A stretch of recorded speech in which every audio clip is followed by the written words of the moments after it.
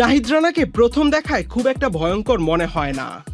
চোখে মুখে নেই আগ্রাসনের ছাপ, উদযাপনেও নেই বাড়তি উন্মাদনা, বরং ঠোঁটে হালকা হাসি আর শান্ত স্বভাবের এক তরুণ বলেই মনে হয় নাহিদ রানাকে।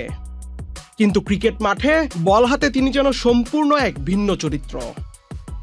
ব্যাটারের শরীর লক্ষ্য করে ছুটে আসা আগুন ঝরা বাউন্সার, চোখে চোখ রেখে লড়াই করার সাহস, আর চাপের মুহূর্তে ভয়হীন বোলিং।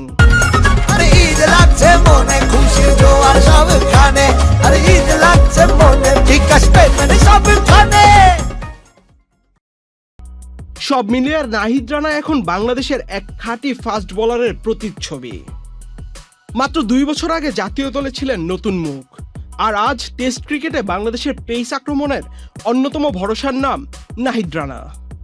সদ্য শেষ হওয়া পাকিস্তান সিরিজে ধারাবাহিক পারফরমেন্স তার আত্মবিশ্বাসকে নিয়ে গেছে আরও এক ধাপ উপরে।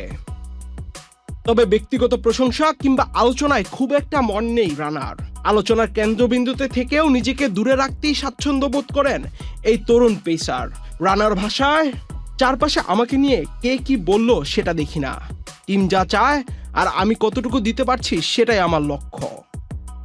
টাইগার এই পেসারকে প্রশংসায় ভাসিয়েছেন বিশ্বের অন্যতম সেরা ব্যাটার বাবর আজম।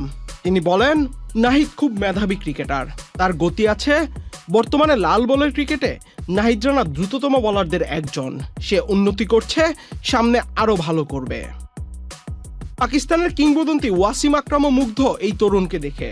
সামাজিক যোগাযোগ মাধ্যমে তিনি লিখেছেন, কি অসাধারণ প্রতিভা নাহিদ রানা, তার খেলা দেখাটা সত্যিই দারুণ অভিজ্ঞতা। নাহিদ রানার বল হাতে দৌড় শুরু মানেই যেন ব্যাটসম্যানদের জন্য নতুন এক challenge.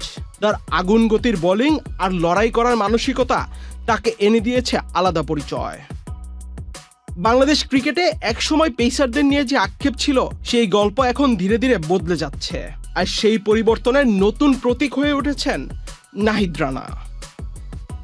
Ahmed Shafi, channel I.